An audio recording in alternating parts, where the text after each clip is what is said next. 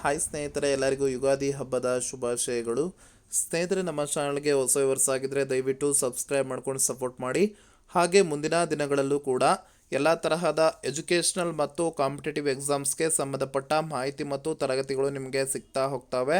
Subscribe ಮಾಡಿ, ಅದರ ಜೊತೆಗೆ ಪಕ್ಕದಲ್ಲಿ ಕಾಣಿಸುವಂತಹ ಬೆಲ್ಲೈಕನ್ ಮೇಲೆ ಕ್ಲಿಕ್ ಮಾಡಿ ಅಲ್ಲಿ ಆಲ್ ಅನ್ನೋದನ್ನು ಸೆಲೆಕ್ಟ್ ಮಾಡ್ಕೋಬೇಕು. ಆಗ ಮಾತ್ರ ನಾವು ಹಾಕುವಂಥ ವಿಡಿಯೋಸ್ ಏನಿದಾವೆ ನಿಮಗೆ ನೋಟಿಫಿಕೇಶನ್ ಮುಖಾಂತರ ತಲುಪುತ್ತೆ.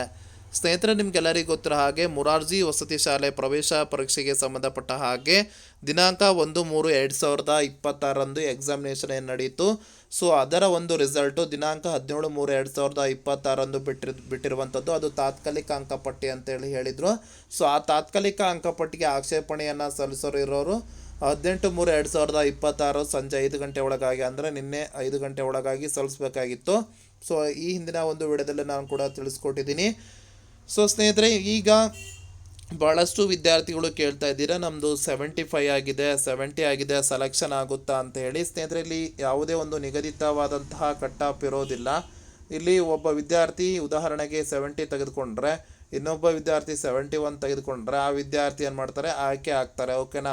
ಸೊ ಇಲ್ಲಿ ನಾವು ಹಾಕಿರುವಂತಹ ಸ್ಕೂಲ್ ಆದ್ಯತೆ ಮೇರೆಗೆ, ವಿದ್ಯಾರ್ಥಿಗಳು ಹಾಕಿರುವಂತಹ ಸ್ಕೂಲ್ ಆದ್ಯತೆ ಮೇರೆಗೆ ಏನಿರುತ್ತೆ, ಸೊ ಅಲ್ಲಿ ಪರಿಗಣನೆ ತೆಗೆದುಕೊಳ್ತಾರೆ. ಅವರ ಒಂದು ಕ್ಯಾಟಗರಿ ಮತ್ತು ಅವರು ತೆಗೆದುಕೊಂಡಿರುವಂಥ ಅಂಕ ಅದರ ಪರಿಗಣನೆಗೆ ತೆಗೆದುಕೊಂಡು ಏನು ಮಾಡ್ತಾರೆ ಅಂದರೆ ಸೀಟ್ ಅಲಾಟ್ಮೆಂಟ್ ಮಾಡ್ತಾರೆ. ಓಕೆ, ಸೊ ಇಲ್ಲಿ ಯಾವಾಗ ಬರುತ್ತೆ ಅಂದರೆ ಮೊದಲನೇ ಒಂದು ಸುತ್ತಿನ ಸೀಟು ಹಂಚಿಕೆ ಪಟ್ಟಿ ಸ್ನೇಹಿತರೆ ಏಪ್ರಿಲ್ ಮೊದಲನೇ ವಾರ ಅಥವಾ 2ನೇ ವಾರ ಬರುವಂಥ ಚಾನ್ಸಸ್ ತುಂಬಾ ಇದೆ.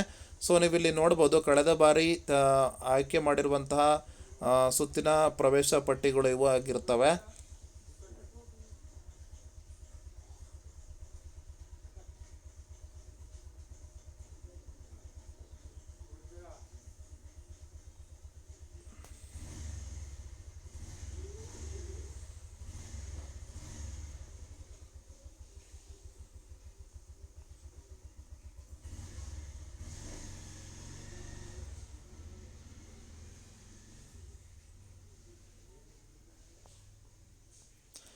ಒಂದನೇ ಸುತ್ತಿನ ಸೀಟು ಹಂಚಿಕೆ ಪಟ್ಟಿ ಕಳೆದ ಬಾರಿ ಬಿಟ್ಟಿರುವಂಥದ್ದು. ಸೊ ಇಲ್ಲಿ ನೋಡ್ತಾ ಹೋದರೆ ಸೊ ಡಿಸ್ಟ್ರಿಕ್ಟ್ ವೈಸು ಬಿಡ್ತಾರೆ. ಓಕೆನಾ? ಡಿಸ್ಟ್ರಿಕ್ಟ್ ವೈಸು ಬಿಡ್ತಾರೆ, ಡಿಸ್ಟ್ರಿಕ್ಟ್ ವೈಸ್ ಸೆಲೆಕ್ಷನ್ ಆಗಿರುವಂಥ. ಆಮೇಲೆ ಈಗ ಅಂತಿಮ ಪಟ್ಟಿ ಅಂತೇಳಿ ಬಿಡುವಾಗ ಸ್ನೇಹಿತರೆ ಏನು ಮಾಡ್ತಾರೆ ಅಂತಂದರೆ, ನಿಮ್ಮ ಒಂದು ತೆಗೆದುಕೊಂಡಿರುವಂತಹ CET ರ್ಯಾಂಕನ್ನು ತೆಗೆದುಕೊಳ್ತಾರೆ. ಅಂಕಗಳನ್ನು ಪರಿಗಣನೆಗೆ ತೆಗೆದುಕೊಂಡು ನೀವು ಕಳೆದ ಬಾರಿ ತೆಗೆದುಕೊಂಡಿರುವಂತಹ ಒಂದು ಲೀಸ್ಟ್ ಆಗಿರುವಂಥದ್ದು. ಓಕೆನಾ?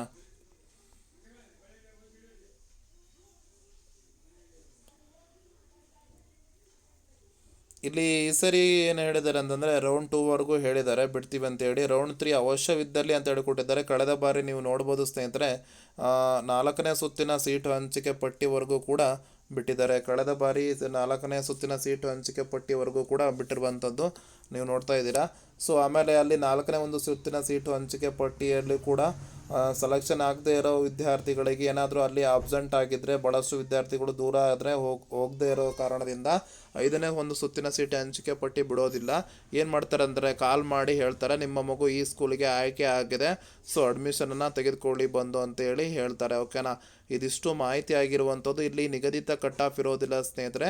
ಅಲ್ಲಿ ವಿದ್ಯಾರ್ಥಿ ನಡುವೆ ಕಾಂಪಿಟೇಷನ್ ಇರುತ್ತೆ. ಮಾರ್ಕ್ಸನ್ನು ಯಾರು ತೆಗೆದುಕೊಳ್ತಾರೆ, ಉತ್ತಮ ಮಾರ್ಕ್ಸನ್ನು ಅವರನ್ನು ಆಯ್ಕೆ ಮಾಡ್ಕೊಳ್ತಾರೆ. ಓಕೆ, ಇದಿಷ್ಟು ಮಾಹಿತಿ. ಈ ಮಾಹಿತಿ ನಿಮಗೆ ಇಷ್ಟವಾದಲ್ಲಿ ಖಂಡಿತ ಒಂದು ಲೈಕ್ ಮಾಡಿ ಮತ್ತು ಶೇರ್ ಮಾಡಿ. ನಮ್ಮ ಚಾನಲ್ಗೆ ಹೊಸ ಆಗಿದ್ದರೆ ದಯವಿಟ್ಟು ಸಬ್ಸ್ಕ್ರೈಬ್ ಮಾಡ್ಕೊಂಡು ಸಪೋರ್ಟ್ ಮಾಡಿ ಅಂತ ಹೇಳ್ತಾ ಧನ್ಯವಾದಗಳು ಸ್ನೇಹಿತರೆ.